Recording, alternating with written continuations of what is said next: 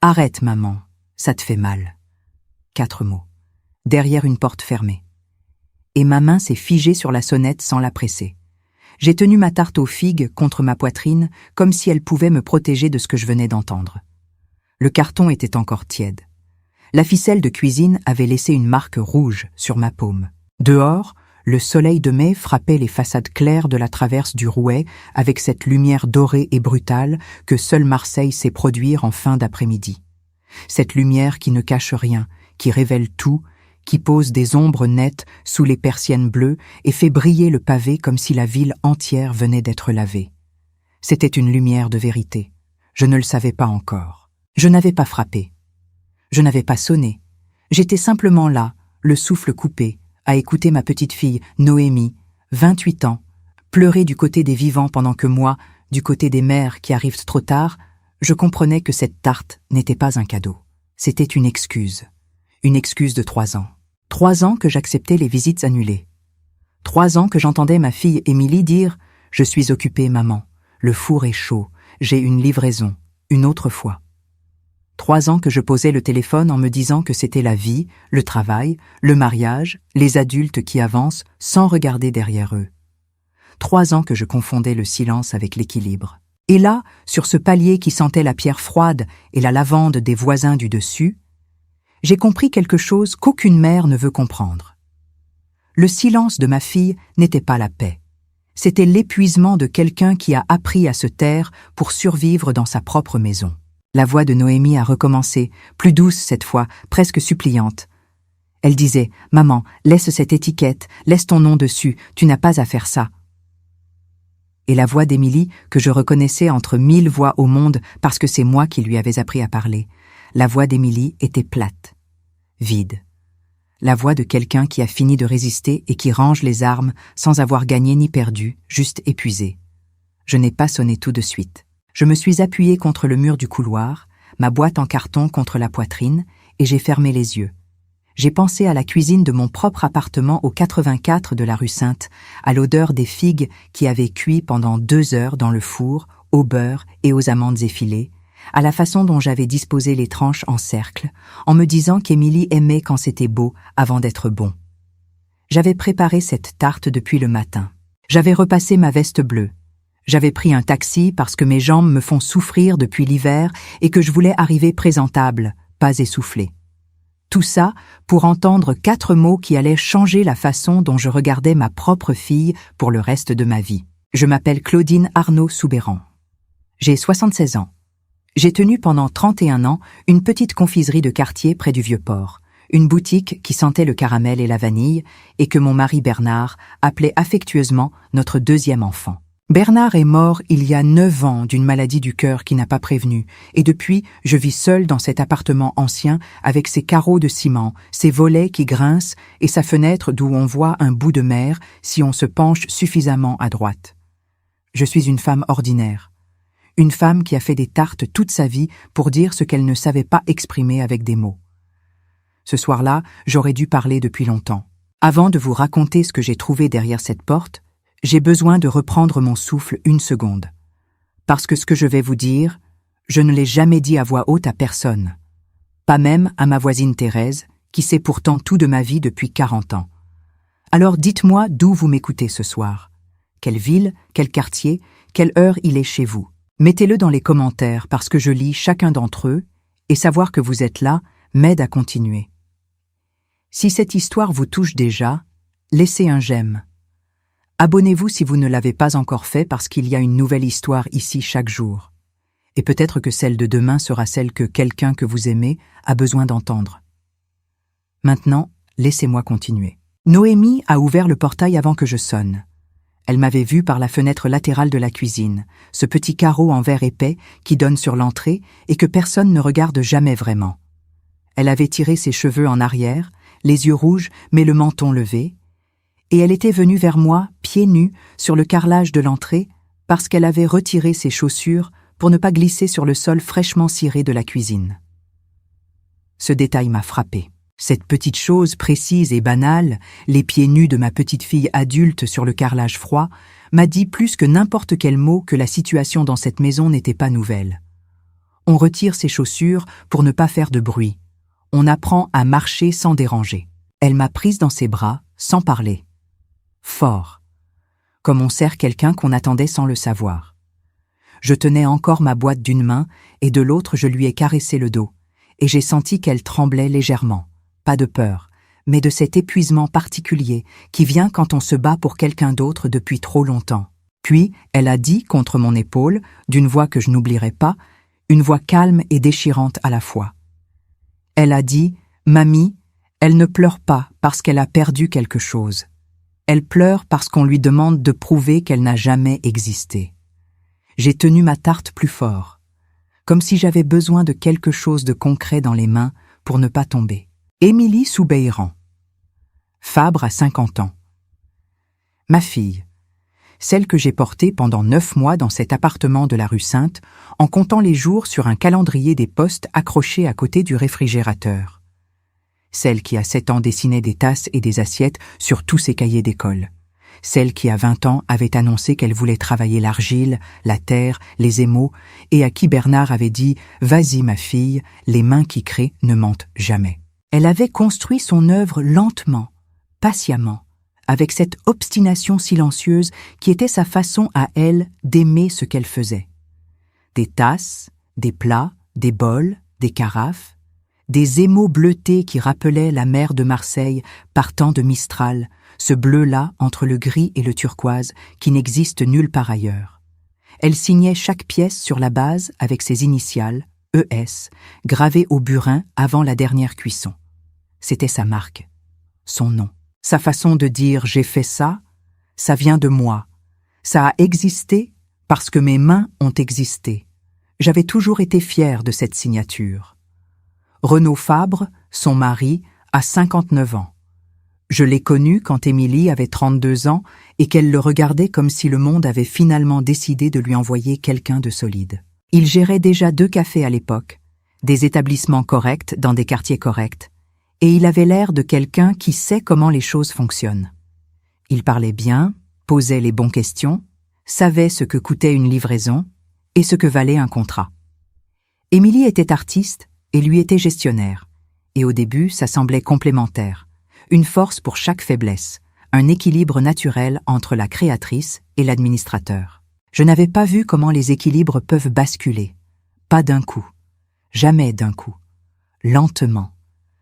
La manière dont une pièce de céramique se fissure, pas avec un fracas, mais avec une ligne si fine qu'on ne la remarque que quand on passe le doigt dessus et qu'on sent l'air froid entrer.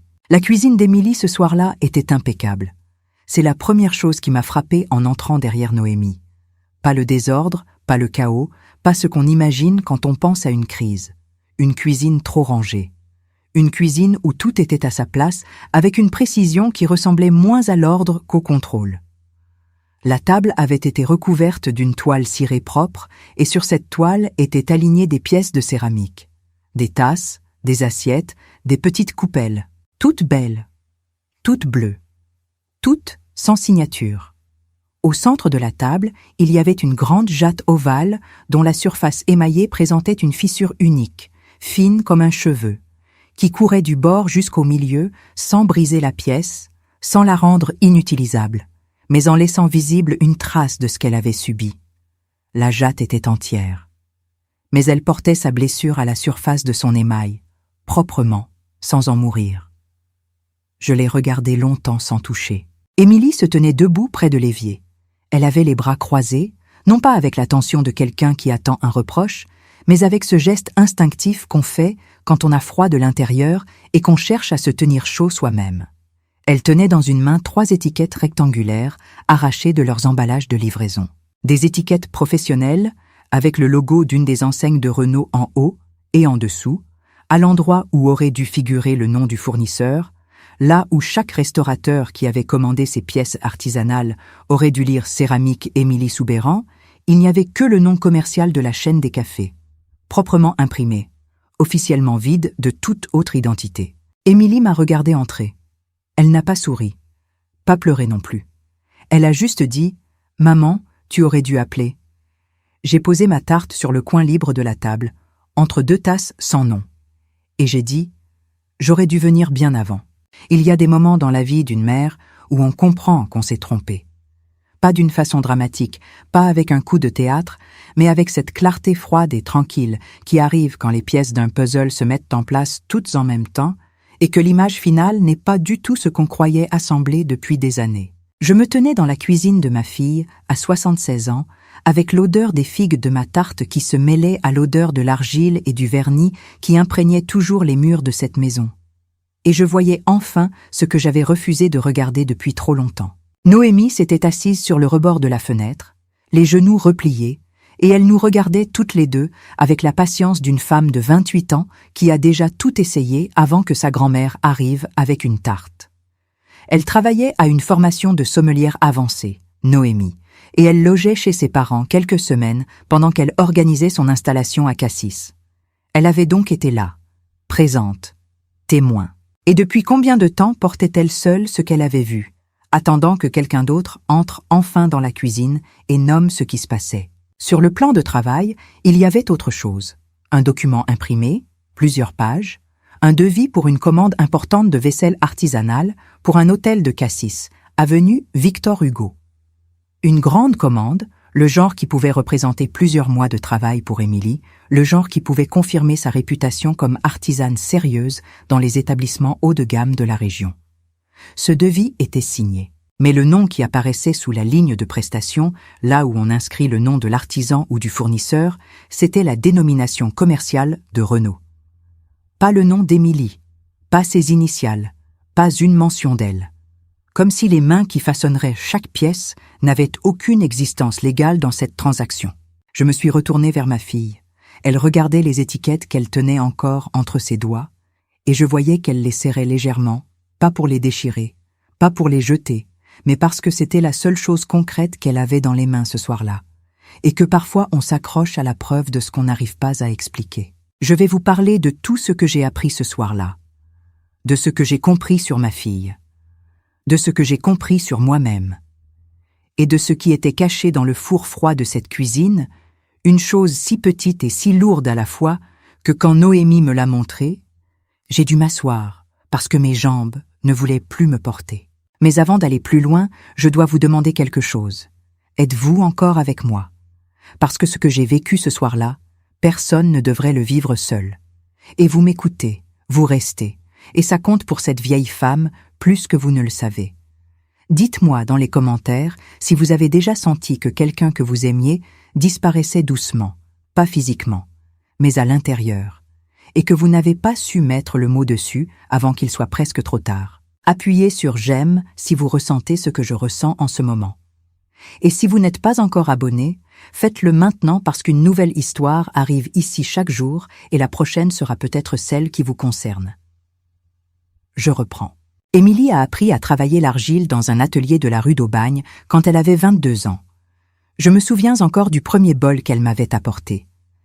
Il penchait légèrement d'un côté, l'émail n'était pas tout à fait uniforme, et elle m'avait regardé avec cette anxiété silencieuse des créateurs qui offrent quelque chose de personnel en sachant que l'objet pourrait décevoir. J'avais mis ce bol sur ma table de nuit et j'y avais mis un bouquet de lavande. Il est encore là aujourd'hui. Il penche toujours un peu d'un côté. Je l'aime pour ça.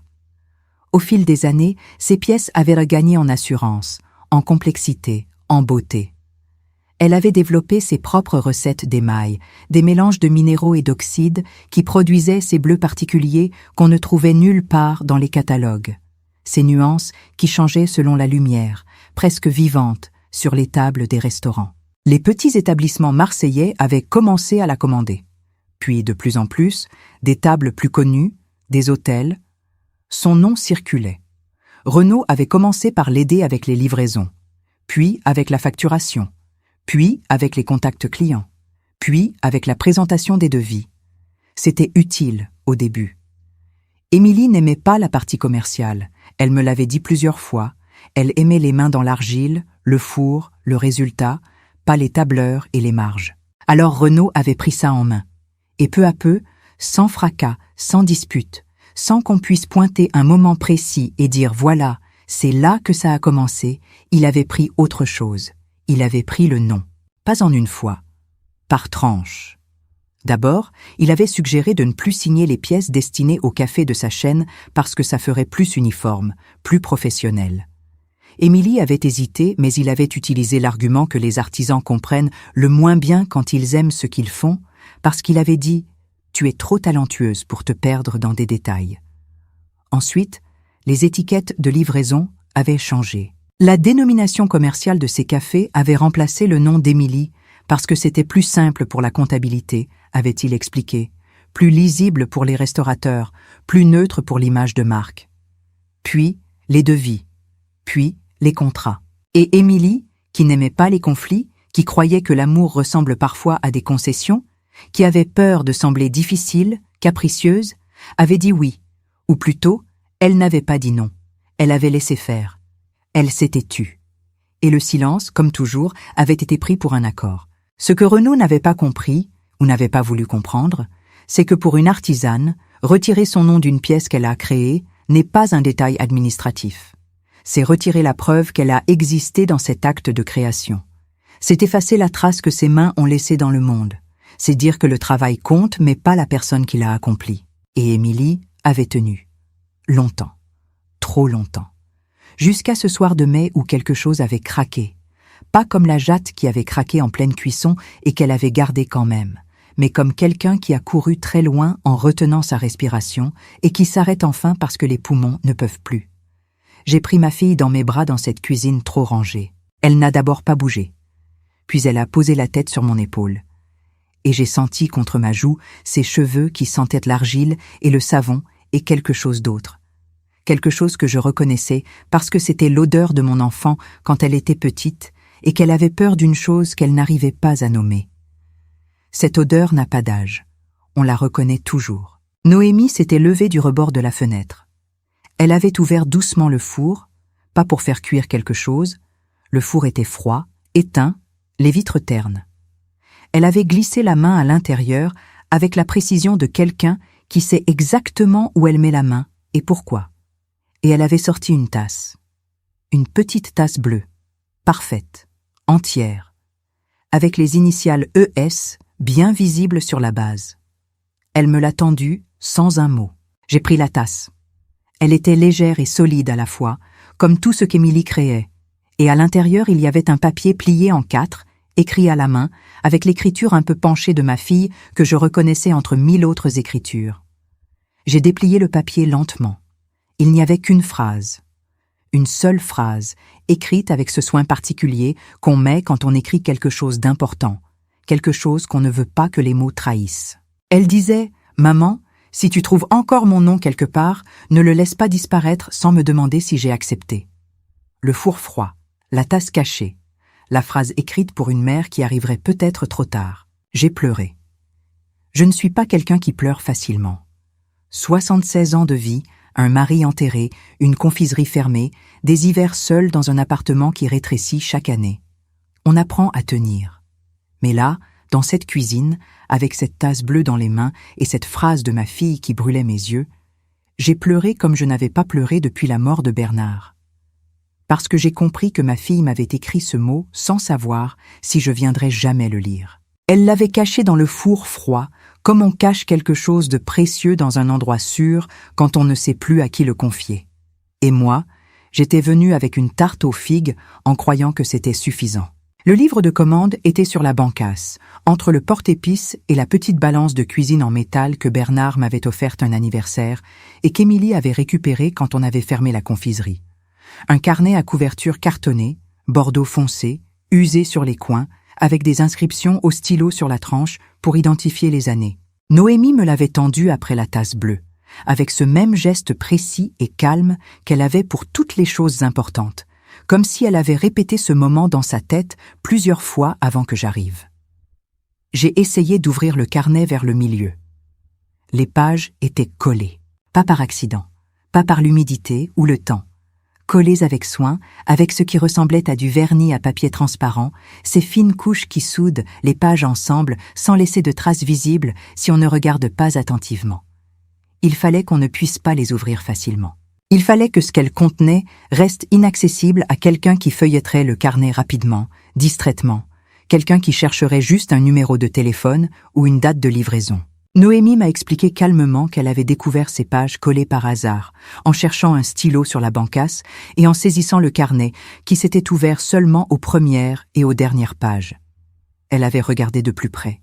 Elle avait passé un ongle sur la tranche. Elle avait compris. Ce qui était enfermé entre ces pages, elle le savait parce qu'elle avait réussi à en soulever une avec de la vapeur d'eau et de la patience, au-dessus d'une casserole, le genre de patience qu'on apprend quand on a grandi avec une mère qui passe des heures à observer une pièce dans le four sans intervenir.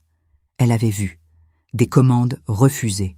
Pas des commandes qu'Émilie avait refusées, des commandes que des clients avaient repassées directement auprès d'Émilie, par mail, par téléphone, parfois par courrier écrit, et qui avaient été déclinées au nom d'Émilie sans qu'elle le sache. Des noms de restaurateurs de Marseille, d'Aix, de Cassis, de la Ciotat, qui cherchaient les céramiques bleues qu'ils avaient vues quelque part et qui demandaient à l'artisane de les rappeler. Et des notes. Des petites feuilles glissées entre les pages collées, avec l'écriture d'Émilie. Des dates, des impressions, des phrases courtes écrites dans ces moments où on ne sait plus à qui parler, alors on s'écrit à soi-même. Je ne sais plus si je suis une artisane ou une employée. Mes mains travaillent, mais le résultat ne me ressemble plus. Est-ce que le travail existe encore si on en retire le nom de celui qui l'a fait? Noémie avait gardé tout ça. Elle n'avait pas confronté son père tout de suite parce qu'elle connaissait sa mère. Elle savait qu'Émilie avait besoin que quelqu'un de confiance soit présent quand la vérité serait posée sur la table. Elle attendait. Et ce soir de mai, quand Émilie avait saisi ces 3 étiquettes arrachées de leurs emballages et qu'elle avait commencé à dire à voix haute ce qu'elle avait eu pendant des années, Noémie était là. Elle était là, et elle avait dit « Arrête, maman, ça te fait mal, tu n'as pas à effacer ton nom. » Et moi, j'étais arrivée avec une tarte. Je me suis assise à la table, entre les tasses sans signature et la jatte fissurée. Émilie s'était assise en face de moi. Noémie avait mis de l'eau à chauffer sans qu'on lui demande. La cuisine avait cette qualité de silence particulière qui s'installe après que les larmes ont cessé et avant que les mots véritables commencent, ce silence qui n'est pas vide, qui est au contraire plein de tout ce qu'on s'apprête à dire pour la première fois. Émilie a regardé la boîte de ma tarte sans l'ouvrir. Puis, elle m'a regardée. Elle a dit « Je savais que si tu venais, tu verrais. Je savais que tu te tairais pas.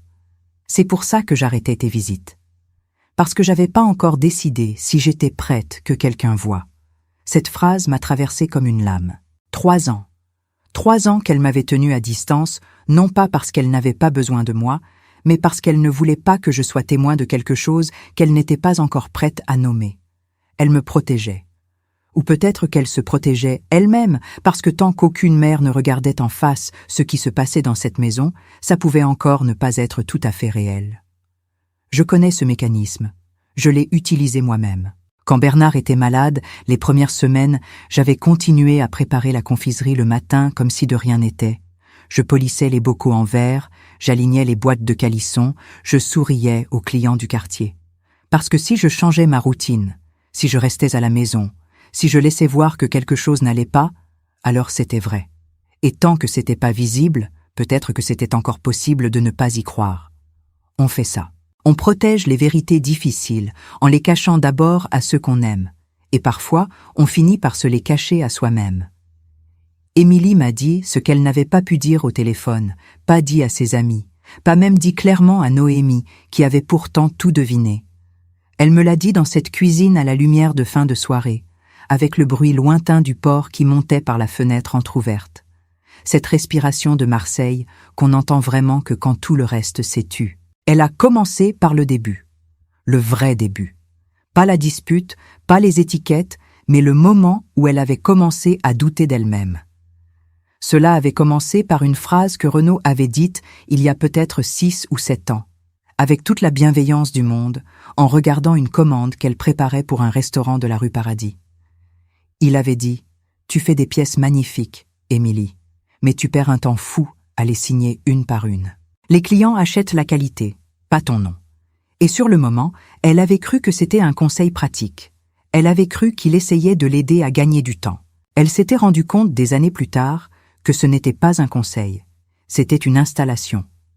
la première brique d'une conviction qu'il avait posée patiemment, calmement, avec d'autres briques identiques les unes après les autres, jusqu'à ce qu'Émilie elle-même commence à penser que son nom sur une assiette était une vanité d'artiste, un détail superflu, une résistance au professionnalisme. Il n'avait jamais crié, il n'avait jamais menacé. Il avait utilisé quelque chose de plus subtil et de plus difficile à nommer. Il avait utilisé l'argument raisonnable, celui qui se présente toujours sous les traits de la logique et de l'efficacité, celui auquel on ne sait pas répondre parce qu'il n'est pas faux en surface, parce qu'il ressemble à de la sagesse. Il disait « Tu es trop talentueuse pour te perdre dans ces détails ». Il disait « Les grands artisans n'ont pas besoin de signer chaque pièce, leur travail parle pour eux ». Il disait « Si on met ton nom partout, ça va sembler amateur, comme quelqu'un qui a peur qu'on oublie ».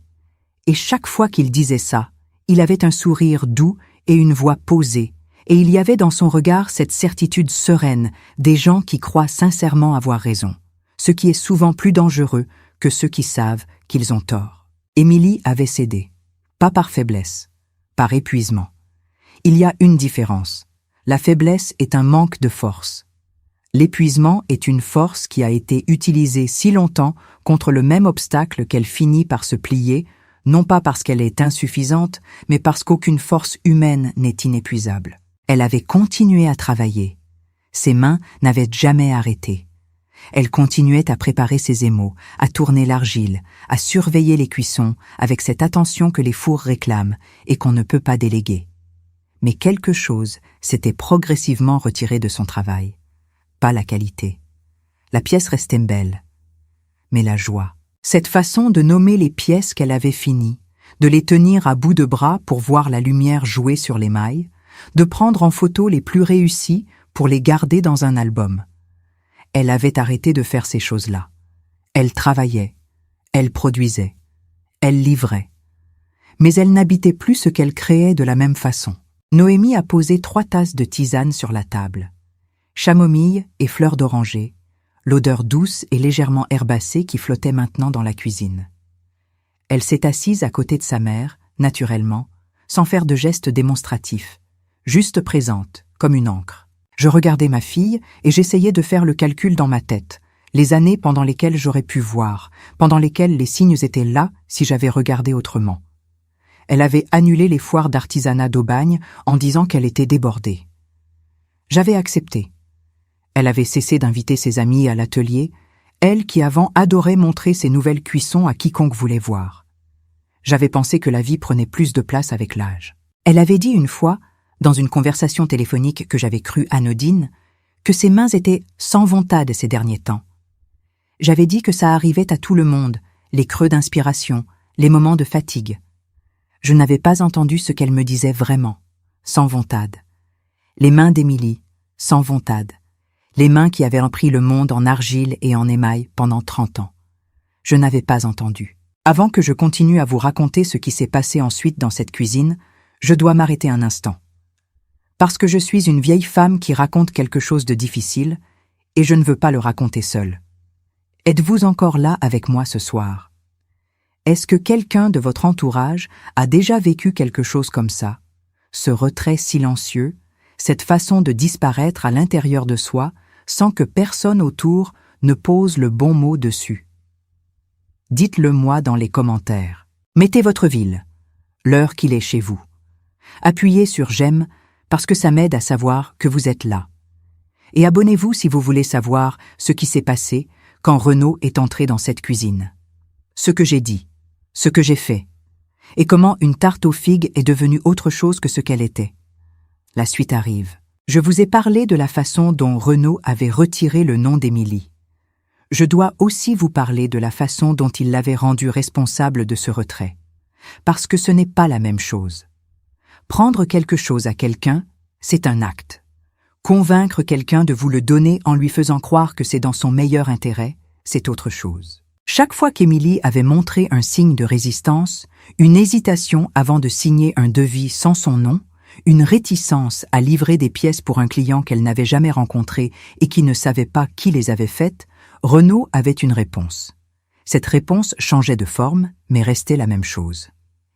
Il disait « Tu te rends compte que tu compliques tout avec ces questions, Émilie.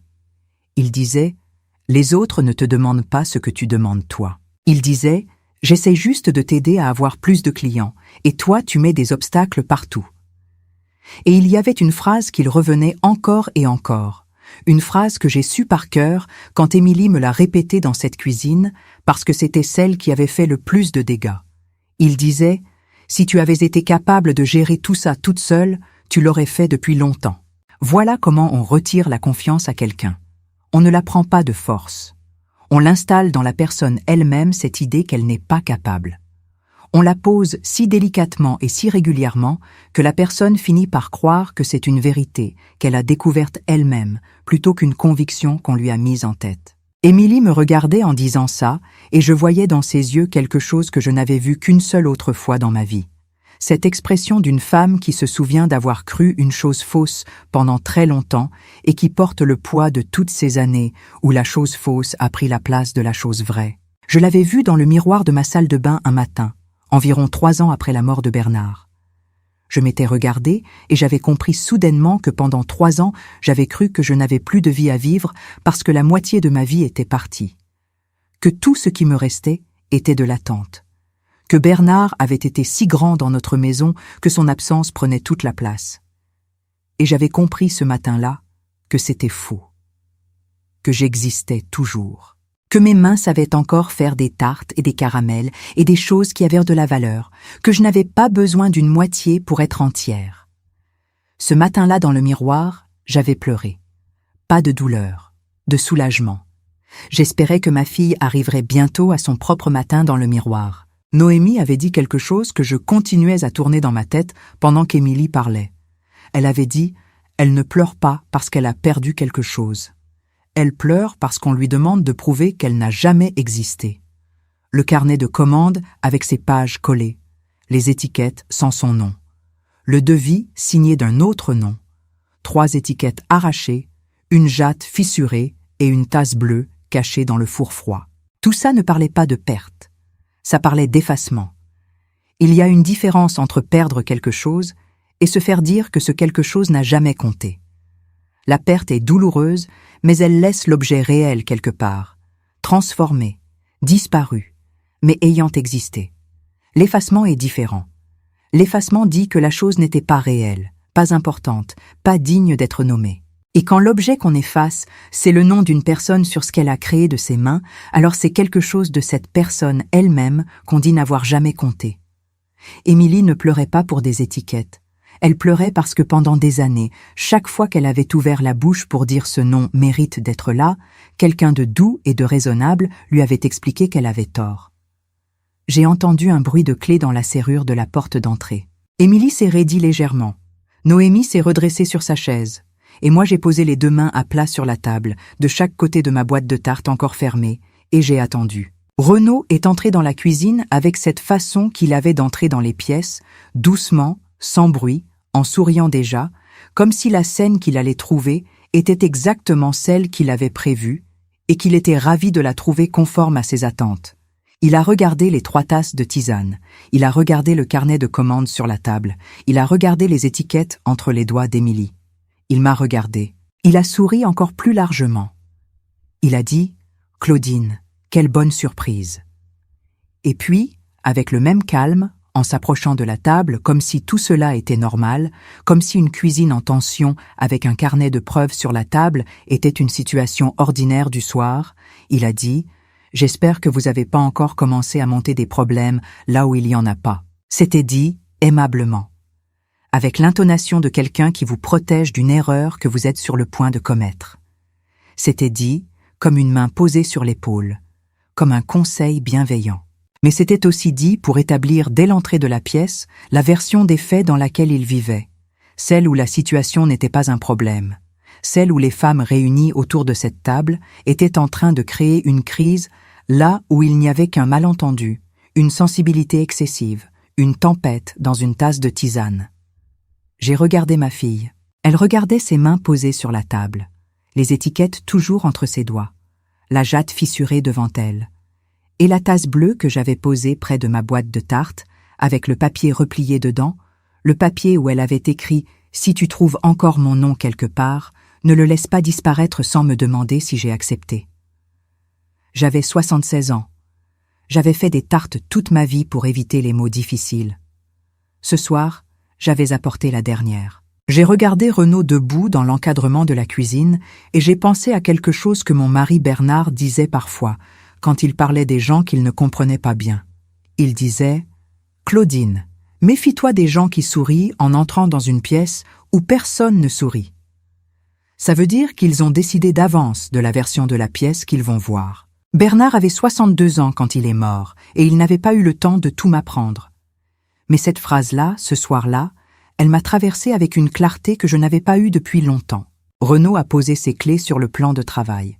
Il a ouvert le réfrigérateur, en a sorti une bouteille d'eau minérale, a versé un verre avec le même calme qu'un homme qui rentre d'une journée ordinaire dans une maison ordinaire. Et tout ce temps, il parlait. Doucement, raisonnablement. Il disait « Émilie, je comprends que tu sois fatiguée. Les livraisons cette semaine étaient compliquées. J'aurais dû mieux anticiper le calendrier. » Il disait « Noémie, je sais que tu voulais bien faire en venant ici, mais ta mère et moi, on gère nos affaires ensemble depuis 20 ans et on a trouvé un équilibre qui nous convient. » Il disait « Claudine, je suis vraiment content que vous soyez passée. Émilie avait besoin d'un peu de compagnie ces derniers temps. Vous avez bien fait. » Chaque phrase atterrissait avec la douceur d'une pierre qu'on pose, pas qu'on jette.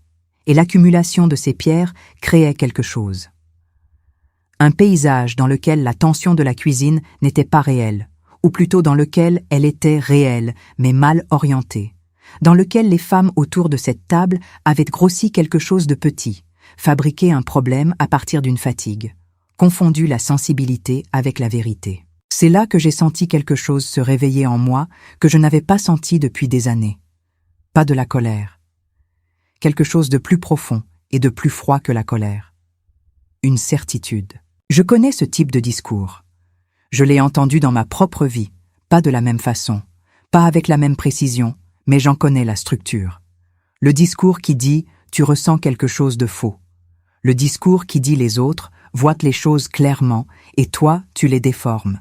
Le discours qui prend vos émotions légitimes et les retourne comme un vêtement pour en faire la preuve de votre fragilité plutôt que la preuve de la situation. J'ai 76 ans. Je n'ai plus l'âge de me taire par politesse. J'ai posé ma main sur la tasse bleue. Renaud m'a regardé. Le sourire était encore là, mais quelque chose dans ses yeux avait changé légèrement. Une attention accrue. L'attention d'un homme qui remarque qu'il y a peut-être dans cette cuisine un élément qu'il n'avait pas prévu. J'ai dit « Renaud, asseyez-vous s'il vous plaît ». Il a haussé les épaules avec bonne humeur et s'est assis au bout de la table. La position du bout de table, j'ai remarqué ça. Pas à côté de sa femme, pas en face de moi. Au bout. La position de quelqu'un qui préside. J'ai dit « Je suis venu apporter une tarte aux figues à ma fille. J'avais pas prévu d'avoir cette conversation ce soir. Mais j'ai entendu des choses en arrivant et j'ai vu d'autres choses en entrant. Et à 76 ans, on n'a plus beaucoup de temps pour remettre à demain ce qu'on a vu aujourd'hui.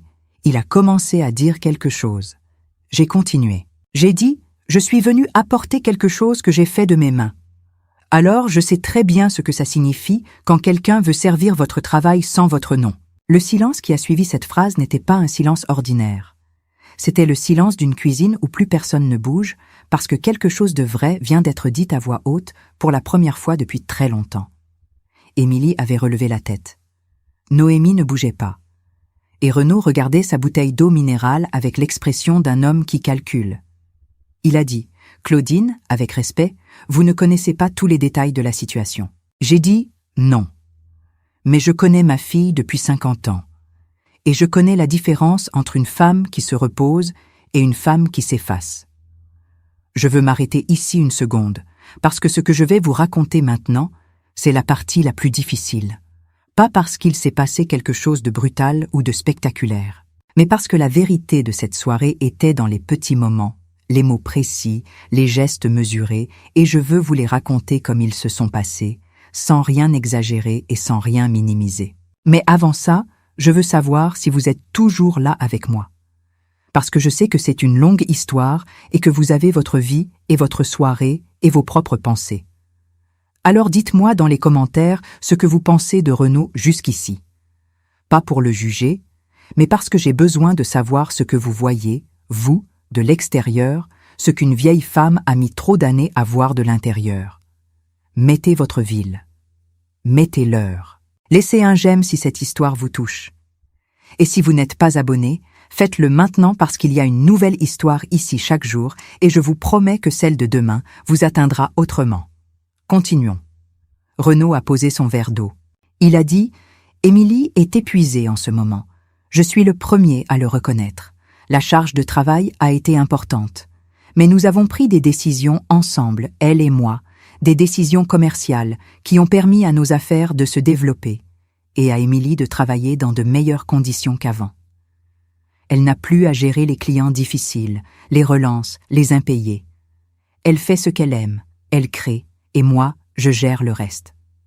C'est un partage que nous avons choisi. C'était bien dit. C'était dit avec la fluidité d'un discours qu'on a préparé, pas ce soir, mais sur des années, peaufiné, ajusté, rodé. Le discours de quelqu'un qui a anticipé le moment où il faudrait l'expliquer à quelqu'un d'autre. J'ai regardé Émilie. Elle ne confirmait pas. Elle ne contredisait pas non plus. Elle regardait la jatte fissurée devant elle avec l'expression de quelqu'un qui écoute une description de sa propre vie et qui ne reconnaît pas entièrement la version qu'on lui présente, mais qui n'a plus l'énergie de construire une autre version en temps réel. C'est Noémie qui a parlé. Elle a dit « Papa, est-ce qu'Émilie sait que tu as refusé des commandes à son nom depuis 2 ans ?» Le prénom. Elle avait dit « Émilie », pas « maman ». Comme pour maintenir une clarté dans la conversation, pour que chaque personne soit désignée avec précision, pour qu'il n'y ait pas de confusion possible sur de qui on parlait. Renaud a regardé sa fille. Quelque chose a traversé son visage, vite, une contraction brève autour des yeux, quelque chose qu'on rate si on ne fait pas attention. Puis le calme est revenu. Il a dit « J'ai géré les commandes qui ne correspondaient pas à notre capacité de production. C'est ce qu'un associé commercial fait. C'est ce qu'Émilie m'a demandé de faire. » Noémie a dit « Est-ce qu'elle t'a demandé de ne pas lui en parler ?» Renaud a dit « On n'a pas besoin de se rapporter chaque détail. On est mariés depuis 18 ans. » Noémie a posé le carnet de commandes sur la table devant elle. Elle l'a ouvert aux seules pages qui s'ouvraient librement, les premières, les dernières. Puis elle a passé doucement son index sur la tranche, là où les pages collées formaient un bloc opaque et inaccessible. Elle a dit « Alors ces pages-là, qu'est-ce qu'il y a dedans ?» Renaud a dit que le carnet était un carnet de travail qui contenait des notes de gestion qui n'avaient pas à être soumises à une discussion familiale. Il a dit ça avec une légère impatience dans la voix, la première impatience de la soirée, et j'ai remarqué qu'Émilie avait remarqué aussi parce qu'elle s'était légèrement contractée sur sa chaise comme quelqu'un qui reconnaît un signal. Je connaissais ce signal. Quand Bernard se mettait en colère, il ne haussait pas le ton non plus, pas au début. Il avait une façon de devenir plus précis dans ses mots, plus formel, comme si la distance linguistique pouvait contenir ce qui cherchait à déborder. Chez Bernard, c'était de la tristesse qui cherchait à devenir de la colère avant de se résoudre en silence. Chez Renaud, je voyais autre chose. Pas de la tristesse, de la gestion. Le réflexe de quelqu'un qui calibre ses réactions en fonction de leur efficacité. J'ai dit « Renaud, je ne suis pas ici pour créer des problèmes. Je suis une vieille femme avec une tarte aux figues et trop peu de visites chez sa fille depuis 3 ans. Mais j'ai vu une tasse bleue cachée dans un four froid et j'ai lu ce qu'Émilie avait écrit à l'intérieur. Et je ne peux pas faire semblant de n'avoir pas lu. » Il a souri encore. Un sourire différent cette fois. Le sourire de quelqu'un qui regrette sincèrement que les choses soient mal comprises. Il a dit « Claudine, Émilie passe par une période difficile sur le plan émotionnel. Ce que vous avez lu, c'est l'expression de cet état émotionnel, pas une description objective de la réalité.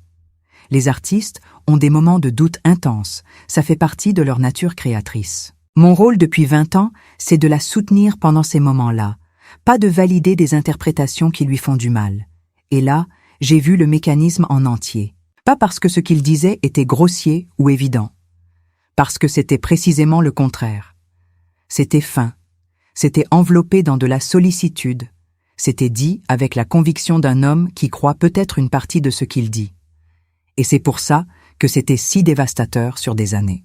Parce que quand quelqu'un vous dit « tu es émotionnellement fragile » avec une voix douce et des arguments raisonnables, c'est très difficile de répondre sans sembler confirmer exactement ce qu'il vient de dire. Émilie l'avait compris. Voilà pourquoi elle s'était tue pendant si longtemps. Voilà pourquoi ses mains étaient sans vontade.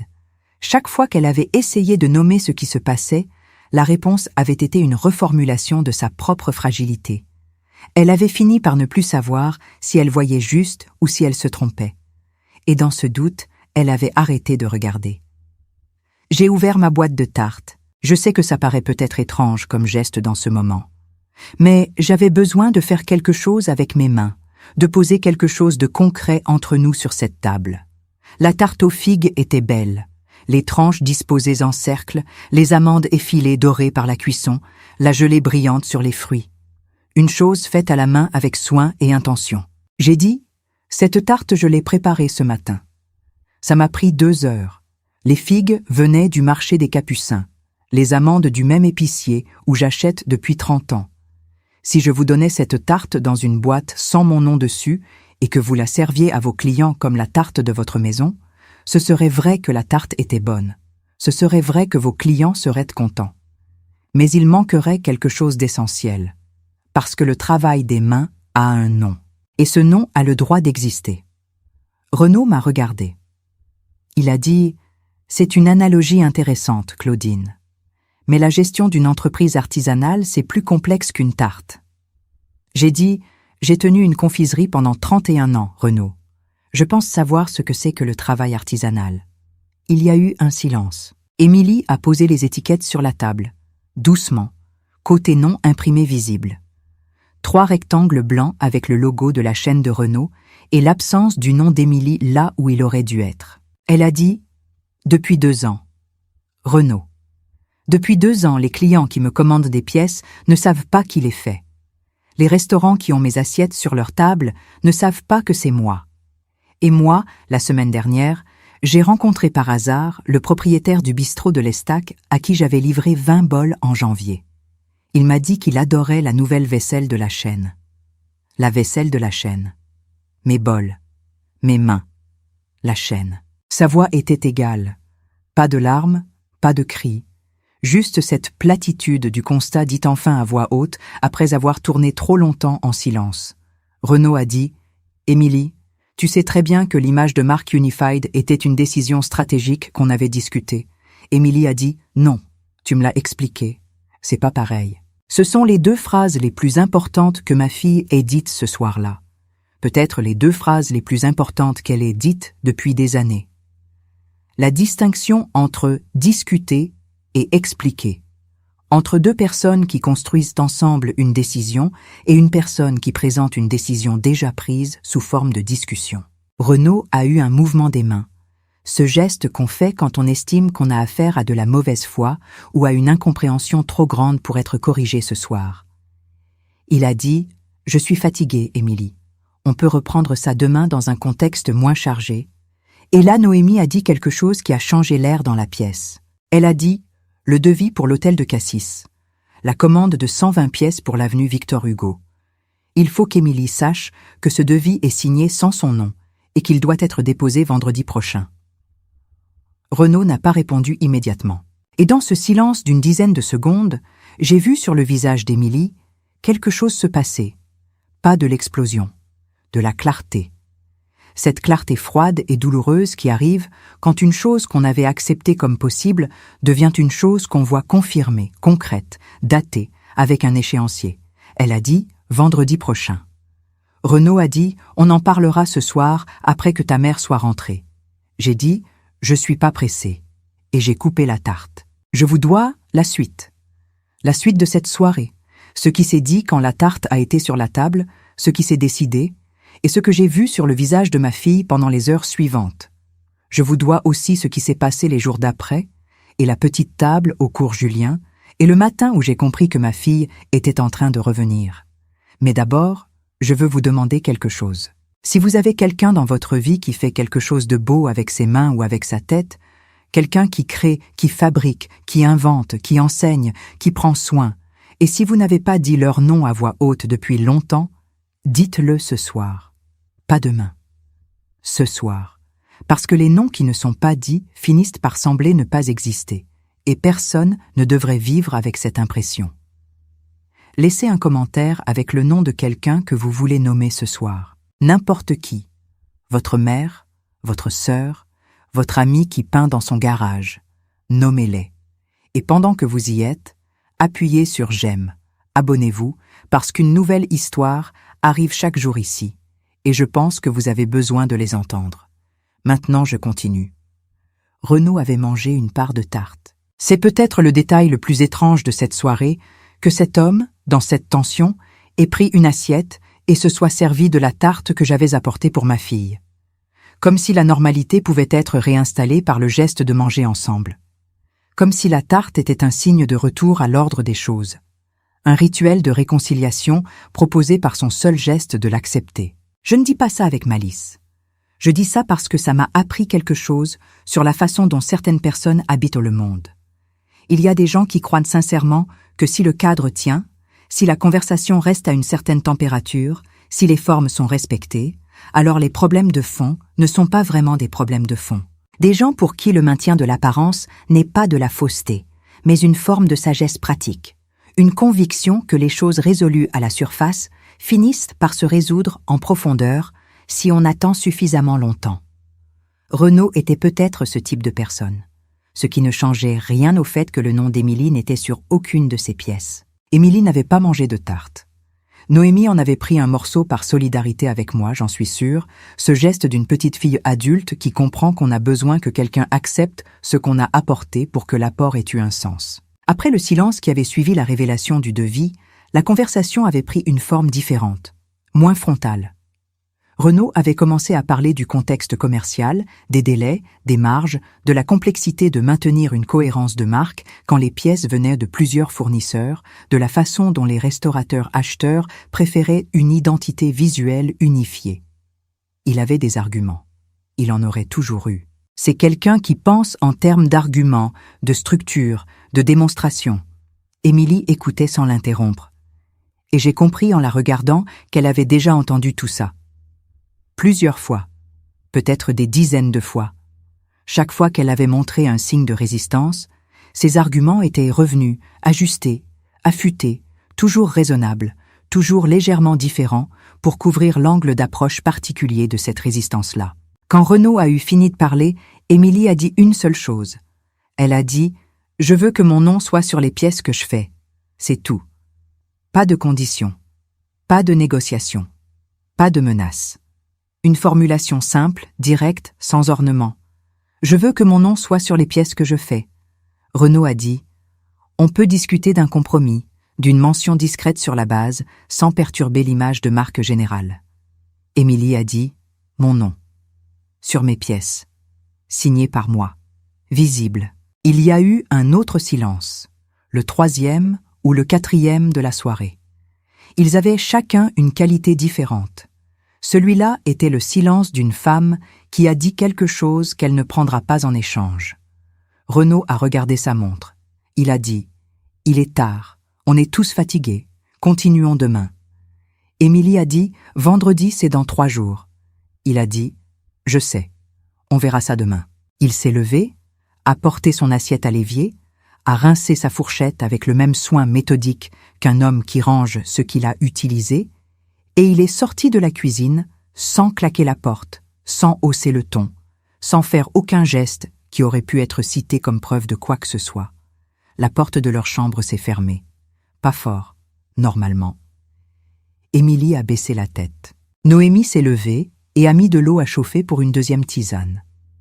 Et moi, je suis restée à table avec la jatte fissurée devant moi et la tasse bleue à côté de ma boîte de tarte vide, et j'ai pensé à Bernard qui m'avait dit « Méfie-toi des gens qui sourient en entrant dans une pièce où personne ne sourit ». Et j'ai pensé que j'avais raté quelque chose d'important pendant des années, et que maintenant, il fallait décider comment ne pas continuer à le rater. Le lendemain matin, j'ai appelé Émilie à 7h40. Je savais qu'elle était réveillée parce qu'elle n'a jamais dormi passer 6h30 de sa vie, même enfant, même adolescente, même dans ses périodes les plus difficiles. Elle répondait toujours au premier ou au deuxième signal. Elle a répondu à la 3e sonnerie. Sa voix était calme. la voix de quelqu'un qui a peu dormi, mais qui a pensé. Je lui ai dit que je voulais l'inviter à déjeuner chez moi. Juste elle. Pas Noémie, pas Renaud, elle et moi et la table de la cuisine de la rue Sainte. Elle a dit oui sans hésiter, ce qui m'a dit quelque chose d'important, que la décision de venir s'était peut-être prise pendant la nuit. Elle est arrivée à 12:10. Elle avait ses cheveux attachés, un sac en tissu avec ses affaires dedans, comme si elle prévoyait de rester plus longtemps qu'un repas. Elle m'a apporté des fleurs de la rue, 2 brins de romarin et des petites marguerites achetées au marché des Capucins en passant. Pas un bouquet de fleuriste, quelque chose de ramassé et de vivant. Je lui avais préparé une soupe de pois chiches avec du cumin et du citron, du pain de la boulangerie d'en face, et j'avais sorti la nappe de coton blanc que je mets pour les grandes occasions. Pas parce que c'était une grande occasion festive, parce que c'était un moment qui méritait d'être traité avec soin. Nous avons mangé d'abord sans parler de l'essentiel. C'est quelque chose qu'on fait dans les familles, cette façon de tourner autour de ce qui compte en parlant d'autre chose, les courses, la météo, la voisine du dessus qui a un nouveau chien. Ce n'est pas de la lâcheté, c'est une façon de laisser l'espace se détendre, avant d'y poser quelque chose de lourd. Puis elle a dit « Maman, j'ai peur de ne plus savoir qui j'étais avant. » J'ai posé ma cuillère. Elle a dit « J'essaie de me souvenir de la dernière fois où j'ai fait une pièce pour moi. Pas pour une commande, pas pour une livraison, pas pour un contrat. Pour moi. Parce que j'en avais envie. Et je n'arrive pas à retrouver cette date dans ma mémoire. Je ne lui ai pas dit que ça allait revenir. Je ne lui ai pas dit que le temps arrangerait les choses. Je ne lui ai pas dit qu'elle exagérait ou qu'elle minimisait. Je lui ai dit ce que j'aurais voulu que quelqu'un me dise le matin où j'avais regardé mon reflet dans le miroir de ma salle de bain 3 ans après la mort de Bernard. Je lui ai dit « Tu es toujours là. Les mains qui ont fait ces pièces depuis 30 ans, elles sont là. La femme qui a appris les émaux dans un atelier de la rue d'Aubagne à 22 ans, elle est là. On peut perdre l'envie pendant un temps. On peut perdre la confiance pendant un temps. On peut perdre son nom sur des étiquettes. Mais on ne perd pas ce qu'on sait faire avec ses mains. Ça, on ne peut pas te le prendre. » Émilie m'a regardé pendant un long moment. Puis elle a dit « Tu aurais dû me dire ça il y a 3 ans. » J'ai dit « Tu avais fermé ta porte. » J'aurais dû frapper plus fort. On s'est regardé et il y avait dans ce regard quelque chose que je ne saurais pas tout à fait décrire. Cette reconnaissance entre 2 femmes d'une même famille qui comprennent en même temps qu'elles ont fait chacune une erreur complémentaire, elle de se taire, moi de respecter le silence, et que ces 2 erreurs ensemble avaient duré trop longtemps. Elle a pleuré un peu. Pas beaucoup.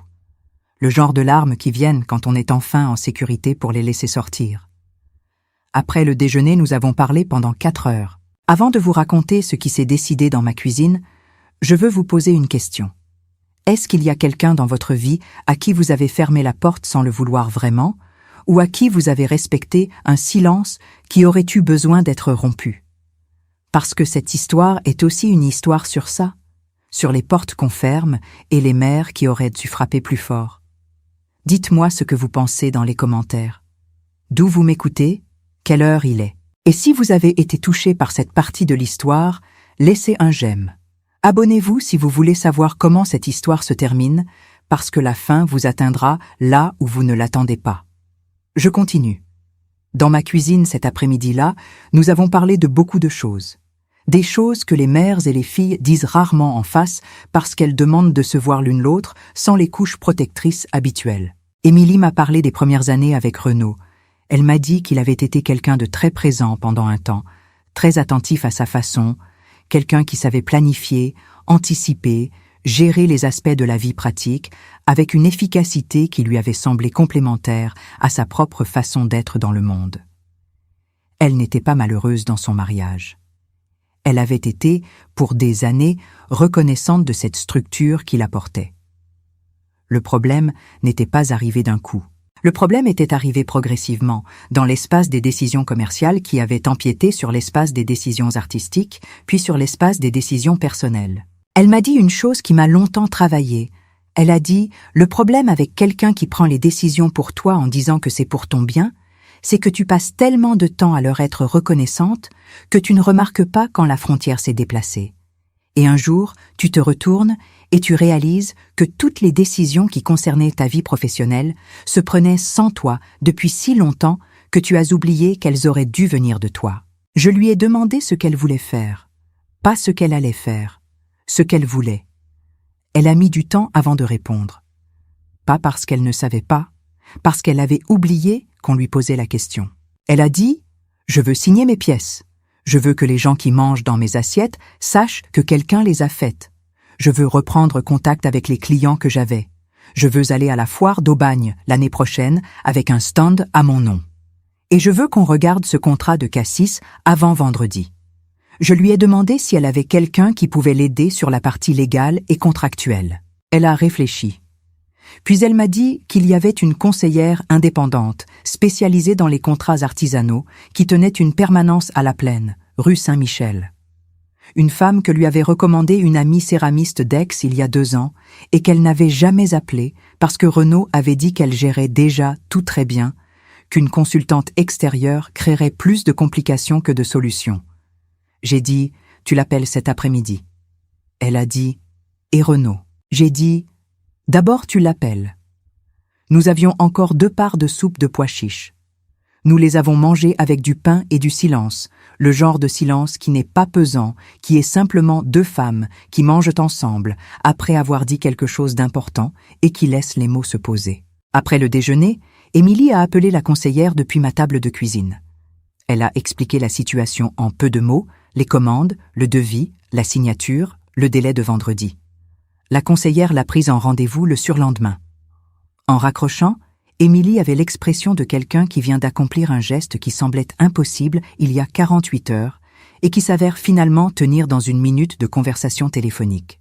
Elle a dit « C'était pas si difficile ». J'ai dit « C'est souvent comme ça.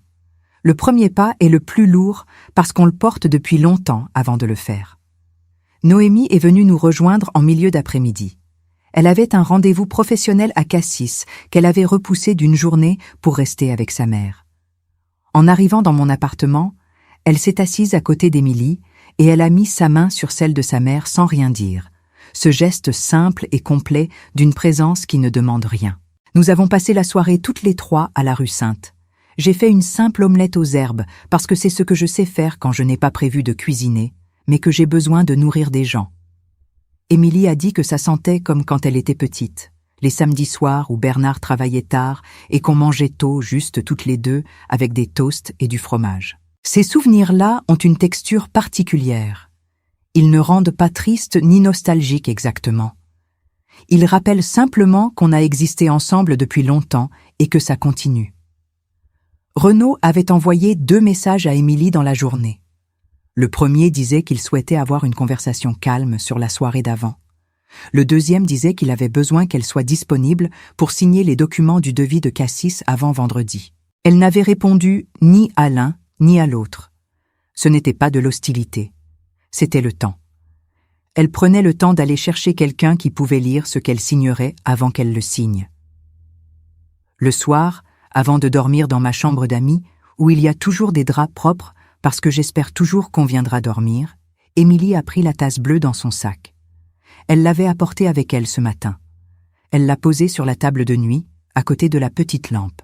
Elle a dit « Je veux la garder à portée de vue quelque temps ». J'ai dit « Le bol incliné est sur ma table de nuit depuis 30 ans ». Elle a souri. Le premier vrai sourire depuis le palier de la traverse du Rouet. Je vous dois la suite, ce qui s'est passé chez la conseillère. Ce que le contrat contenait vraiment. Comment Renaud a réagi quand Émilie est rentrée avec une vision claire de ce qu'elle voulait. Et ce qui s'est passé quelques semaines plus tard, par un mardi matin, au cours Julien. Mais avant ça, je veux vous dire quelque chose d'important. Cette histoire n'est pas l'histoire d'un mari monstre et d'une femme victime. La réalité est plus complexe et plus banale que ça. Et c'est précisément pour ça qu'elle est importante. Renaud n'est pas un personnage de film. Il est quelqu'un qui a cru pendant longtemps que gérer était la même chose qu'aimer, qui a confondu rendre service avec prendre le contrôle, qui avait peut-être commencé avec de bonnes intentions et qui s'était laissé glisser vers quelque chose d'autre sans jamais s'arrêter pour demander si ce qu'il construisait ressemblait encore à ce que l'autre voulait. On peut faire du mal avec une voix douce et des arguments raisonnables. On peut effacer quelqu'un très lentement presque tendrement, sans jamais lever la main. C'est ce que cette histoire m'a appris. Et c'est ce que je voulais vous dire ce soir, depuis le palier de la traverse du Rouet jusqu'à la table de ma cuisine, avec une tarte aux figues et une tasse bleue et le nom de ma fille que je n'allais pas laisser disparaître. Dites-moi dans les commentaires ce que vous retenez de cette partie. Mettez votre ville, l'heure qu'il est chez vous. Est-ce que quelqu'un dans votre entourage mérite qu'on nomme son travail à voix haute ce soir? Laissez un j'aime si cette histoire vous a rejoint là où vous êtes.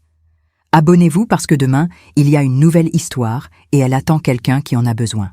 La suite arrive. La conseillère s'appelait Madame Faure. Elle travaillait dans un bureau simple au 2e étage d'un immeuble de la rue Saint-Michel à La Plaine, avec une fenêtre qui donnait sur le marché du mardi et une bibliothèque pleine de classeurs étiquetés.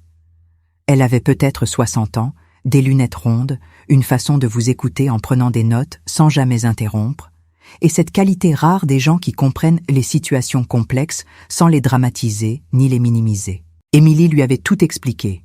Les pièces, les livraisons, les étiquettes, les pages collées du carnet de commande, le devis de Cassis, la suppression progressive de la signature. Madame Faure avait écouté, pris des notes, posé 3 questions précises sur la structure juridique de leur situation commune, et puis elle avait ouvert un des documents qu'Émilie avait apporté, le devis pour l'hôtel de Cassis. Elle avait regardé en silence pendant 2 minutes. Puis elle avait dit « Ce devis engage votre travail manuel et votre expertise artisanale sans vous désigner comme prestataire. Ça signifie que si ce contrat est signé tel quel, vous serez légalement invisible dans cette transaction. Vos pièces seront les pièces de la chaîne de café, pas les vôtres. » Émilie avait dit « Je le sais, c'est pour ça que je suis là. » Madame Faure avait dit « Vous voulez renégocier ce contrat ou suspendre sa signature. » Émilie avait dit « Je veux qu'il soit signé avec mon nom dessus. » Ou pas signé du tout. Madame Faure avait dit « Dans ce cas, voilà ce qu'on peut faire. » Elle avait expliqué, calmement et précisément, les options disponibles. Une lettre formelle de refus de signature dans les termes actuels. Une contre-proposition de contrat incluant Émilie comme prestataire, nommée avec droit de mention sur chaque pièce livrée. Et si nécessaire, une vérification de la situation légale des contrats passés pour évaluer si des droits avaient été exercés sans autorisation explicite. Émilie était rentrée à la traverse du Rouet avec ces 3 options écrites sur une feuille de papier, et la sensation, m'a-t-elle dit au téléphone ce soir-là, d'avoir les pieds posés sur quelque chose de ferme pour la première fois depuis longtemps. Renaud avait écouté. Il avait d'abord essayé les arguments habituels, la stratégie commerciale, les délais, la complexité, la sensibilité d'Émilie, mais cette fois, il y avait dans la pièce un document écrit par une conseillère indépendante, une feuille de papier avec des options précises, et en face de lui, une femme qui n'avait pas besoin qu'il reformule la réalité parce qu'elle l'avait lue elle-même avec quelqu'un d'autre que lui. Il avait dit finalement « Si c'est ce que tu veux ». Pas avec enthousiasme, pas avec compréhension, avec la résignation de quelqu'un qui réalise qu'un équilibre a changé et qui n'a pas encore décidé comment il allait s'y adapter. Émilie avait dit « Oui, c'est ce que je veux ». Le devis de Cassis avait été suspendu. Un nouveau document serait préparé avec le nom d'Émilie Soubeyran comme prestataire principal pour la céramique artisanale. L'hôtel de l'avenue Victor Hugo avait été informé du délai supplémentaire. Ils avaient accepté sans problème. Émilie a passé 5 nuits chez moi, rue Sainte. Pas parce qu'il y avait eu une rupture, une expulsion, un ultimatum dramatique, mais parce qu'elle avait besoin d'un endroit pour penser sans que quelqu'un d'autre occupe tout l'espace de la pensée. Elle avait besoin de ces nuits dans un endroit silencieux pour réentendre sa propre voix intérieure. Cette voix qu'on étouffe sans s'en rendre compte quand on vit depuis trop longtemps dans la version de la réalité de quelqu'un d'autre. Elle travaillait le matin à l'atelier, rentrait déjeuner à la rue Sainte, repartait l'après-midi. Le soir, on mangeait ensemble, avec la fenêtre ouverte sur le bout de mer, visible si on se penchait à droite. Elle m'a montré sur son téléphone des photos de pièces qu'elle avait faites dans les derniers jours. Des petites choses, des essais, des formes nouvelles. Elle avait repris ses émaux bleutés mais avec une légèreté différente, des bords moins réguliers, des surfaces qui laissaient voir le geste de la main dans la terre plutôt que de l'effacer. Elle avait signé la base de chaque pièce. ES, gravé. Profond. Visible. Le cours Julien, un mardi matin de juin, ressemble à une ville dans la ville. Les platanes font une ombre épaisse sur les pavés irréguliers. Les façades colorées portent des fresques que des artistes ont peintes au fil des années sans se coordonner et qui forment ensemble quelque chose de cohérent et de vivant, comme une conversation tenue sur des décennies entre des gens qui ne se sont jamais rencontrés. Il y a des cafés avec des chaises en fer sur les trottoirs, des librairies dont les livres débordent sur des présentoirs dehors, des épiceries fines avec des fromages et des olives et du pain aux noix, et le mardi, il y a le marché des artisans qui installe ses tables et ses étals sous les arbres dès 9 heures du matin. Je suis arrivée à 9h20 avec une tarte. Pas aux figues cette fois. Une tarte aux abricots avec de la crème d'amande. Parce que les abricots venaient d'arriver sur les étals du marché des Capucins et qu'ils étaient petits et dorés et parfaits, le genre d'abricots qui ne durent que 2 semaines dans l'année et qu'il faut saisir quand ils sont là parce qu'on ne peut pas remettre les abricots à demain. Émilie avait monté sa table dans un angle agréable, entre un céramiste de la Ciotat qui faisait des grandes pièces de grès gris et une tisserande de Marseille dont les étoffes en lin naturel pendant sur une structure en bois. Sa table était couverte d'une toile de lin ivoire et dessus, alignée avec cet ordre qui est le sien, ses pièces. Des tasses, des bols, des petites carafes, une jatte ovale, quelques assiettes plates, toutes bleues, toutes signées sur la base. Et au centre de la table, posée légèrement en avant des autres, la jatte fissurée. Celle avec la fine ligne dans l'émail qui courait du bord jusqu'au milieu. Elle l'avait gardée. Elle l'avait apportée. Elle l'avait mise en avant. J'ai posé ma tarte sur le coin de sa table et je l'ai regardée. Elle m'a dit « Je l'ai mise là pour une raison ». J'ai dit « Je sais ». Elle a dit « Les gens qui s'arrêtent la regardent longtemps. Certains demandent si c'est fait exprès. Je dis oui, parce que ça l'est maintenant. » Je me suis assise sur la chaise pliante qu'elle avait apportée pour moi.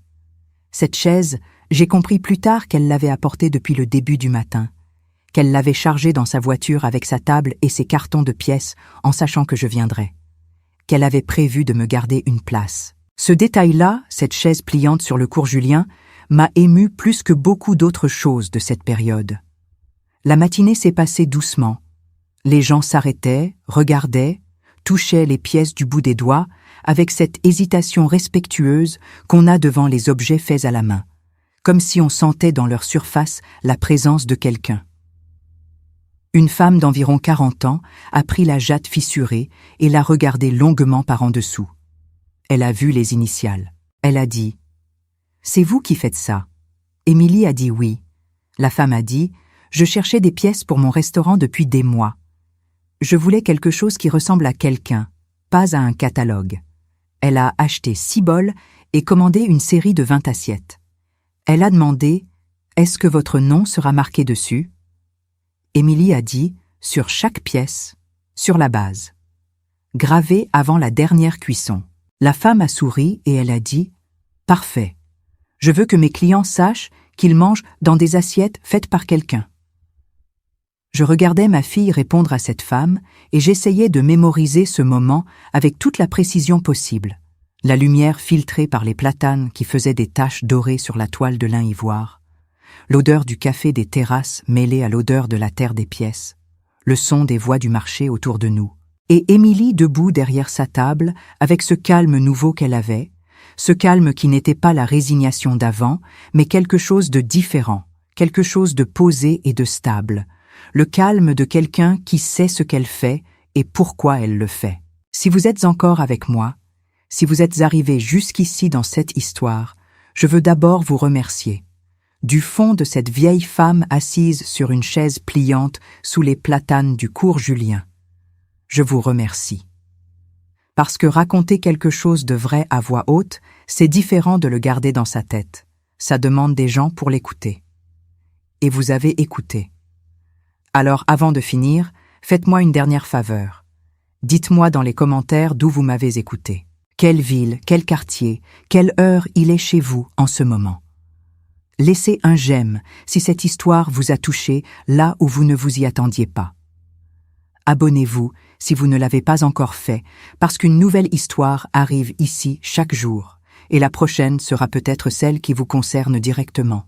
Et si vous connaissez quelqu'un qui a besoin d'entendre que son nom compte, que son travail a une valeur qui ne devrait pas disparaître en silence, partagez cette histoire avec eux ce soir.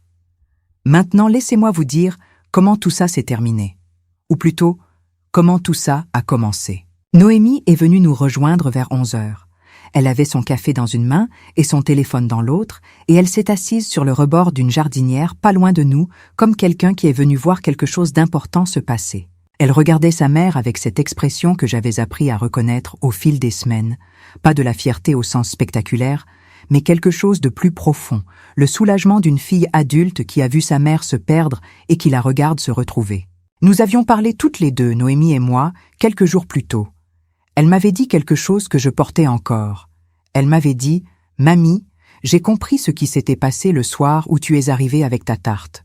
Ce n'était pas que tu arrivais trop tard, c'est que tu arrivais exactement quand il le fallait. Parce que maman avait besoin que tu arrives. Elle t'attendait sans te le dire. » J'ai pensé à ça souvent depuis. Cette idée que les gens qu'on aime nous attendent parfois derrière des portes fermées, qu'ils ont besoin qu'on frappe même quand ils ont dit qu'ils étaient occupés. Que le moment juste n'est pas toujours celui qu'on a prévu, mais celui où on décide de venir quand même avec une tarte et l'intention d'être présente. La situation entre Émilie et Renaud ne s'était pas résolue simplement. Je ne vous dirai pas le contraire parce que ce serait faux et parce que cette histoire mérite la vérité plus que le confort. Renaud avait accepté la renégociation du contrat de Cassis avec une résignation qui n'était pas de la compréhension. Il avait accepté parce que les options légales lui avaient été expliquées par Madame Faure et parce que refuser aurait créé des complications formelles qu'il ne voulait pas. Pas parce qu'il avait compris ce qu'il avait fait. La compréhension prend plus de temps que la résignation. Parfois, elle ne vient jamais. Émilie avait repris la gestion directe de ses commandes artisanales. Elle avait appelé 3 des restaurateurs dont les messages étaient cachés dans les pages collées du carnet. 2 d'entre eux avaient répondu avec enthousiasme, heureux de retrouver directement la céramiste dont ils avaient aimé le travail. Le 3e ne s'était pas souvenu d'elle, les choses avaient changé pour son établissement, mais les 2 autres suffisaient pour que quelque chose de réel reprenne. La vie dans la maison de la Traverse du Rouet avait changé de texture, pas de manière dramatique. Mais les contours s'étaient redessinés. Émilie avait une adresse mail professionnelle à son nom. Elle gérait ses propres factures pour les commandes artisanales. Elle avait commencé à parler à Renaud de leurs affaires comme 2 adultes qui discutent plutôt qu'une personne qui présente et une autre qui écoute. Ce n'était pas encore naturel. Ces choses-là ne redeviennent pas naturelles en quelques semaines. Mais c'était présent. C'était commencé. Noémie était rentrée à Cassis pour préparer son installation. Elle avait trouvé un appartement dans une rue calme, à 2 pas du port, avait commencé sa formation avancée de sommelière avec une maison de vins régionaux qu'elle admirait depuis longtemps. Elle appelait sa mère tous les 2 jours. Elle appelait aussi. Je veux vous parler de quelque chose que j'ai compris pendant tout ce temps, quelque chose que je n'aurais peut-être pas compris sans cette histoire, sans ce vendredi soir de mai avec une tarte et une porte fermée et une voix derrière. J'ai compris que le silence est rarement neutre. Quand Émilie avait cessé de m'inviter à son atelier, j'avais interprété son silence comme de la distance normale entre une mère et une fille adulte. Quand elle avait dit que ses mains étaient sans vontade, j'avais entendu la fatigue ordinaire d'une artisane qui travaille beaucoup. Quand elle avait annulé des visites, j'avais pensé à la vie, au travail, aux priorités qui changent avec l'âge. Je n'avais pas entendu ce que le silence contenait vraiment. Je n'avais pas entendu la femme qui se taisait parce qu'elle ne savait plus très bien comment nommer ce qui se passait. Je n'avais pas entendu l'artisane qui avait appris à ne plus demander si son nom allait rester sur ses propres créations. Je n'avais pas entendu ma fille qui avait peu à peu accepté de croire que ce qu'elle ressentait était une fragilité plutôt qu'une vérité. Les mères entendent les pleurs de leurs enfants depuis la nuit des temps. On s'entraîne dès les premiers mois, cette attention particulière à l'intensité d'un son, à sa qualité, à ce qu'il signifie. On apprend à distinguer le pleur de la faim du pleur de la douleur, du pleur de la peur. Mais personne ne nous apprend à entendre le silence. Personne ne nous dit que parfois, ce qui demande le plus d'attention n'est pas ce qu'on entend, mais ce qu'on n'entend plus. Émilie avait cessé de me parler de son travail depuis des années. Elle ne me montrait plus les photos de ses nouvelles cuissons. Elle ne m'invitait plus à voir les pièces qu'elle était fière d'avoir réussies. Et moi, j'avais cru que c'était de l'autonomie, de l'indépendance, la vie normale d'une femme de 50 ans qui n'a plus besoin de l'approbation de sa mère. Je n'avais pas compris qu'elle ne me les montrait plus parce qu'il n'y avait plus rien à montrer qui portait son nom. Cette pensée m'a gardé éveillée plusieurs nuits.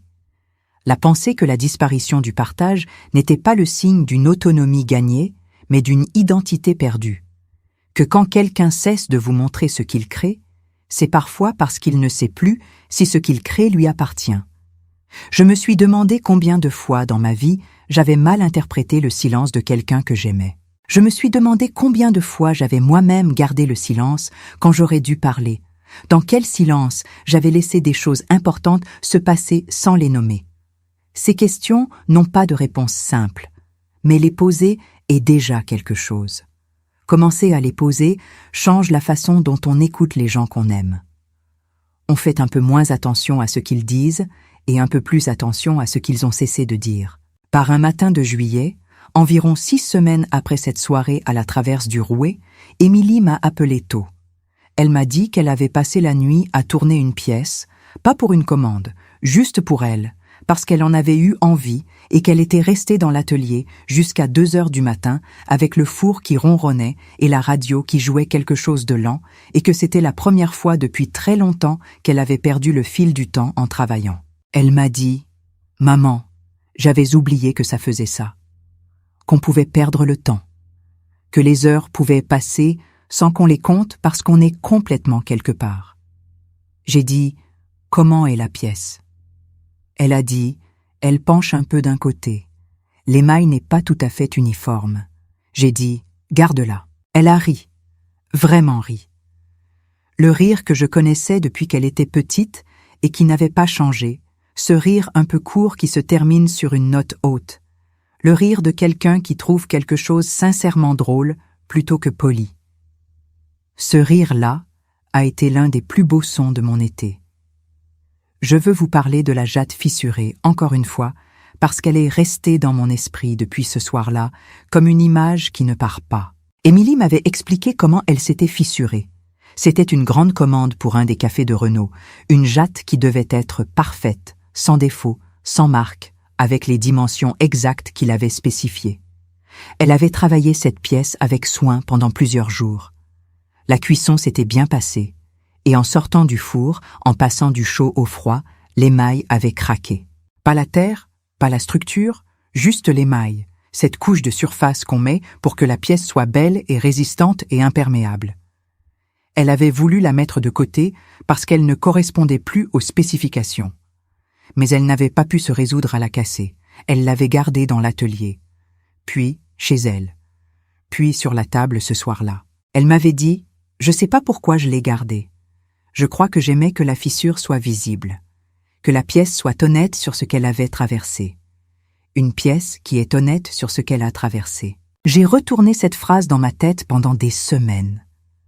La façon dont certaines choses, certaines personnes, certaines histoires portent leur histoire visible sur leur surface, sans essayer de la cacher, sans vernis de remplacement, sans refaire une couche d'émail pour que tout ait l'air intact. La façon dont cette honnêteté-là n'est pas une faiblesse mais quelque chose d'autre, quelque chose qui ressemble à de l'intégrité au sens littéral, le fait d'être entier même là où on a craqué. Émilie avait vendu la jatte ce matin-là au cours Julien. Une femme d'un certain âge, soignée, qui portait un foulard en soie et tenait son sac à 2 mains, s'était arrêtée devant la table et avait regardé la jatte longuement. Elle avait mis ses lunettes pour voir la fissure de plus près. Elle avait demandé « C'est voulu ». Émilie avait dit « Maintenant oui ». La femme avait dit « Je la prends ». Et elle avait ajouté, en reposant ses lunettes, « J'ai eu quelque chose comme ça dans ma vie. Une chose belle qui a craqué et que tout le monde m'a dit de remplacer. Je l'ai gardée elle aussi. » Elle s'était regardée 1 seconde. 2 femmes devant une table de marché avec une jatte entre elles et beaucoup de choses non dites qui n'avaient pas besoin d'être dites. Émilie avait glissé la jatte dans du papier de soie avec soin. Elle avait mis une petite carte dans l'emballage avec son nom, son adresse mail, son numéro de téléphone. Pas le nom de la chaîne de café. Pas une dénomination commerciale. Son nom, le sien. La femme était repartie avec la jatte sous le bras et Émilie m'avait regardé avec cette expression que j'essaierai de porter dans ma mémoire aussi longtemps que possible. Pas du triomphe, pas du soulagement. Quelque chose de plus tranquille et de plus profond. La satisfaction de quelqu'un qui a fait quelque chose de vrai et qui le sait. J'avais 76 ans et une chaise pliante sous les platanes du cours Julien. C'était un des matins les plus importants de ma vie. Je veux vous poser une dernière question avant de terminer. Pas une question rhétorique, une vraie. Est-ce qu'il y a quelque chose dans votre vie que vous avez laissé disparaître en silence parce que quelqu'un de doux et de raisonnable vous a dit que ce n'était pas si important? Un talent, une façon de faire, une chose que vos mains ou votre tête savent faire et que vous avez accepté de mettre de côté parce que les arguments pratiques semblèrent plus forts que votre envie. Est-ce que vous vous en souvenez encore? Est-ce qu'il est encore temps de reprendre? Je vous pose cette question parce que cette histoire n'est pas seulement l'histoire d'Émilie et de sa céramique. C'est l'histoire de tous les noms qu'on laisse disparaître. De toutes les signatures qu'on efface parce que quelqu'un nous a convaincus qu'elles n'avaient pas leur place. De tous les fours froids où on cache ce qu'on tient à préserver parce qu'on ne sait plus à qui le confier. Et c'est aussi l'histoire des mères qui arrivent trop tard avec des tartes et qui comprennent qu'il n'est jamais complètement trop tard si on accepte de frapper à la porte. J'ai 76 ans. J'ai tenu une confiserie pendant 31 ans. J'ai perdu mon mari et j'ai appris à vivre avec son absence. J'ai regardé ma fille s'éloigner pendant 3 ans en croyant que c'était la vie normale et j'ai compris un vendredi soir de mai que le silence de ceux qu'on aime mérite qu'on s'arrête et qu'on écoute ce qu'il contient. Ce que j'aurais voulu savoir plus tôt. Ce que je veux vous dire maintenant. Quand quelqu'un que vous aimez cesse de vous montrer ce qu'il crée, demandez-vous pourquoi. Quand quelqu'un que vous aimez dit que ses mains sont sans vontade, demandez-lui depuis quand. Quand quelqu'un que vous aimez annule les visites et dit qu'il est occupé, frappez à sa porte quand même. Avec une tarte ou sans tarte, ça n'a pas d'importance. Ce qui compte, c'est de frapper. Et quand quelqu'un essaie de vous convaincre que votre nom n'a pas besoin d'être sur ce que vous avez fait de vos mains, souvenez-vous de la jatte fissurée. Souvenez-vous qu'une pièce peut porter sa blessure visible sur sa surface et être plus honnête pour ça, plus belle pour ça, plus précieuse pour ça. Souvenez-vous qu'on ne remplace pas une fissure avec un nouveau vernis. On la regarde, on la garde, on lui laisse raconter ce qu'elle sait. Le travail des mains a un nom. Toujours. Et ce nom a le droit d'exister. Ce matin de juin, au cours Julien, j'ai mangé une part de ma propre tarte aux abricots, assise sur ma chaise pliante, pendant qu'Émilie parlait à ses clients. La crème d'amande était bonne. Les abricots étaient parfaits, comme je savais qu'ils le seraient. À un moment, Émilie s'est retournée vers moi entre 2 clients et elle a dit « Tu vas ouvrir la tarte ou tu la gardes comme ça ?» J'ai dit « Je la gardais pour toi. » Elle a dit « Maman, c'est toi qui l'as faite. Coupe-la. » J'ai coupé la tarte. Et pour la première fois depuis longtemps, ce n'était pas une excuse. C'était simplement quelque chose que j'avais fait de mes mains, pour quelqu'un que j'aimais, offert sans dette et reçu sans poids. Juste une tarte, juste une mère et sa fille sous les platanes, juste un matin de juin à Marseille avec l'odeur du café et de la terre et des abricots dorés. Juste la vie, enfin remise dans le bon sens. Si vous avez écouté cette histoire jusqu'au bout, si vous êtes resté avec moi de la rue Sainte, au palier de la traverse du Rouet, jusqu'à cette table du cours Julien, vous avez donné quelque chose de précieux à cette vieille femme. Vous lui avez donné d'être entendue, et ça, c'est un cadeau qu'on ne mesure vraiment que quand on a compris ce que ça coûte de ne pas l'être. Alors voilà ce que je vous demande en échange, une dernière fois. Si vous avez été touché par cette histoire, laissez un commentaire avec le mot « Soubeyran », juste ce mot. Ceux qui ont vraiment écouté jusqu'ici sauront pourquoi ce mot compte, pourquoi c'est le nom qui avait failli disparaître et qui est resté. Laissez un j'aime. Abonnez-vous, si vous ne l'avez pas fait, parce qu'il y a une nouvelle histoire ici chaque jour, et chacune est vraie à sa façon, chacune parle de quelqu'un qui a tenu bon, qui a frappé à une porte, qui a gardé une jatte fissurée parce qu'il sentait qu'elle avait encore quelque chose à dire. Partagez cette histoire avec quelqu'un qui en a besoin ce soir. Quelqu'un dont le nom est en train de disparaître. Quelqu'un qui a caché quelque chose de précieux dans un four froid. Quelqu'un qui a besoin d'entendre qu'une fissure dans l'émail ne rend pas une pièce moins belle, elle la rend honnête.